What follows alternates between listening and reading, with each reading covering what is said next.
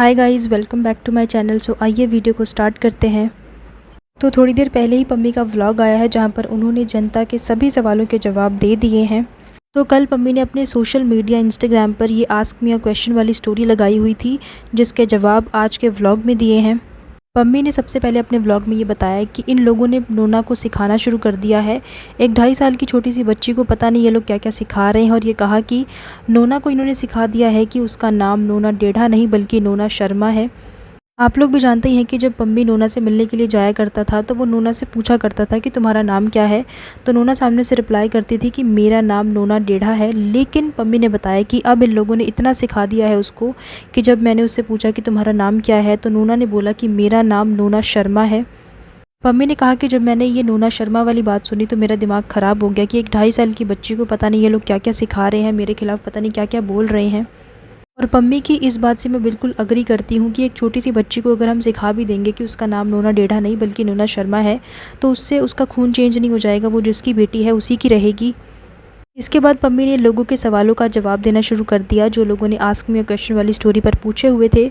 सबसे पहला सवाल यही था कि आखिर डिवोर्स का डिसीज़न किसका है, जिस पर पम्मी ने ये बताया कि डिवोर्स का डिसीज़न मेरा नहीं है, सामने वाले इंसान का है, यानी कि प्रेरणा का डिसीज़न है ये।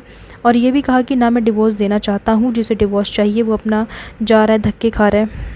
साथ ही ये भी बताया कि जिसको डिवोर्स चाहिए वो अपने प्रूफ्स वगैरह भी इकट्ठे कर रहा है। पम्मी ने ये बताया कि प्रेरणा ने हर चीज़ की रिकॉर्डिंग करी हुई है, हर चीज़ के उसने स्क्रीनशॉट रखे हुए हैं। और ये भी कहा कि ये सब कुछ मुझे करना नहीं आता क्योंकि मुझे डिवोर्स नहीं चाहिए, जिसको चाहिए उसने प्रूफ्स की पूरी फ़ाइल बनाकर रखी हुई है।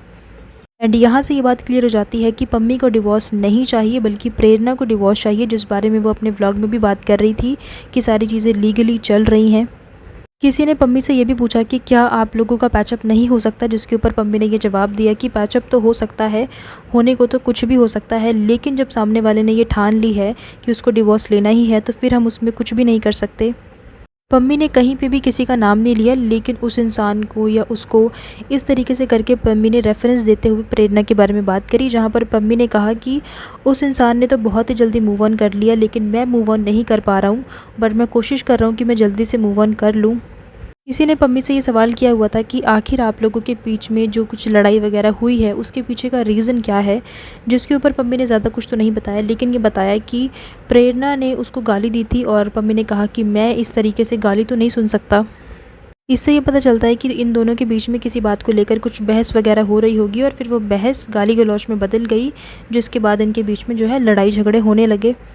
नोना को लेकर भी एक सवाल किया हुआ था कि आपको नोना की याद नहीं आती क्या, आप नोना से लास्ट टाइम कब मिले थे, जिसके रिप्लाई में पम्मी ने ये कहा कि मुझे नोना की बहुत याद आती है और मैं ही जानता हूँ कि मैं उसके बिना कैसे रह रहा हूँ।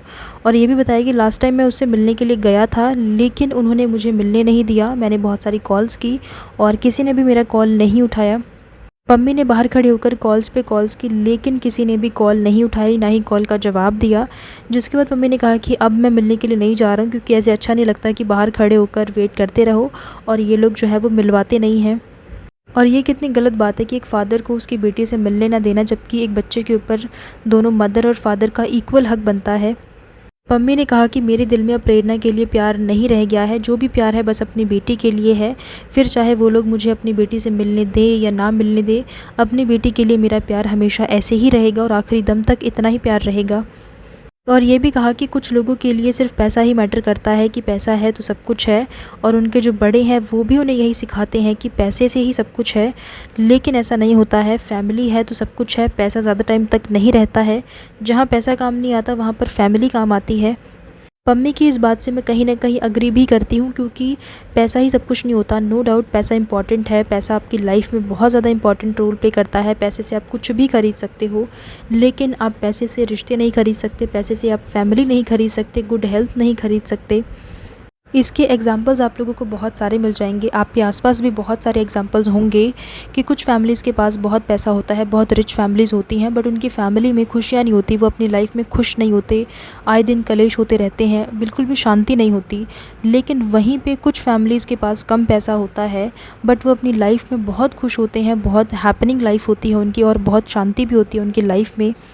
इसके बाद किसी ने पम्मी से ये सवाल किया कि आप दूसरी शादी क्यों नहीं कर लेते, क्योंकि प्रेरणा जो है वो भी दूसरी शादी कर लेगी, तो आप भी दूसरी शादी क्यों नहीं कर लेते, जिसके जवाब में पम्मी ने ये कहा कि मैं अपनी लाइफ में दूसरी शादी नहीं करने वाला हूँ। कभी कभी फैमिली भी बोलती है, लेकिन मैं दूसरी शादी कभी भी नहीं करूँगा।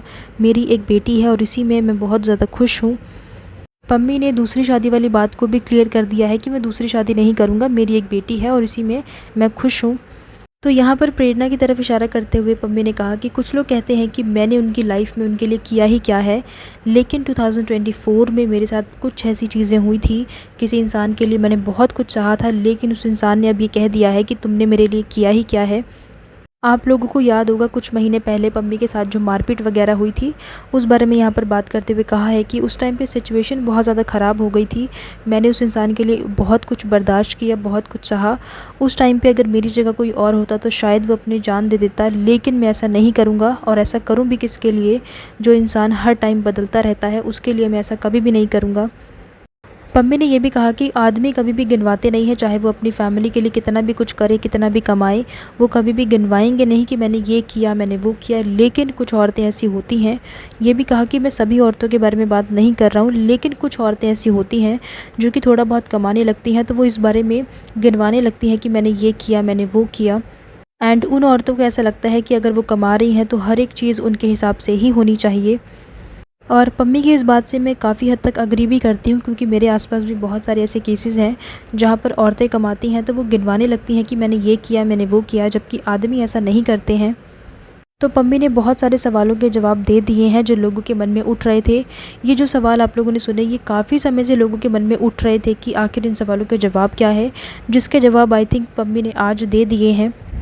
और एक सवाल जो काफ़ी टाइम से किया जा रहा था कि ये सब कुछ व्यूज़ के लिए किया जा रहा है, तो पम्मी ने ये भी क्लियर कर दिया और कहा कि ये सब कुछ व्यूज़ के लिए तो बिल्कुल भी नहीं है, ये सब कुछ व्यूज़ के लिए नहीं हो रहा है। और सबसे बड़ी बात जो पम्मी ने क्लियर की कि डिवोर्स का डिसीज़न उनका नहीं है बल्कि प्रेरणा का है।